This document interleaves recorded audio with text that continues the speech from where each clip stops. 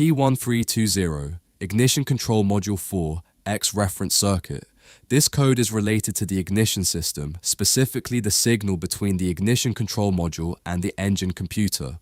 The 4X reference signal is used by the computer to track engine speed and position so it knows when to fire the ignition coils and control timing. When the computer isn't receiving that signal correctly, whether it's missing, erratic, or out of range, it sets the P1320 code. Without a reliable signal, the ignition system can't operate the way it should. If you're troubleshooting this code, there are a few common things to check. First, pay attention to symptoms. You might notice misfires, rough running, lack of power, stalling, or even a no-start condition. Since this signal is critical for ignition timing, problems here can affect overall engine performance. Second, inspect the ignition coils. On many vehicles, especially ones known for this code, failing ignition coils are a common cause.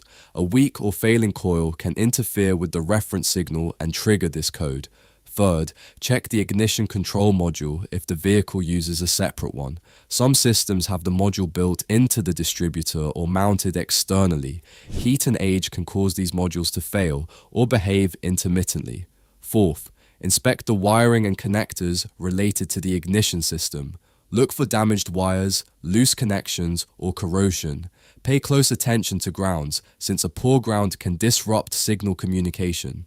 Fifth, check related sensors like the crankshaft position sensor.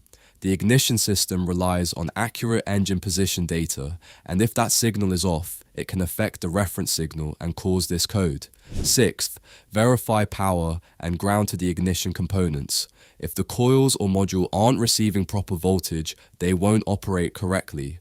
A good general order when diagnosing P1320 would be: check for symptoms and misfires, inspect ignition coils, test or inspect the ignition control module, check wiring and grounds, verify crankshaft sensor operation, and confirm proper power supply.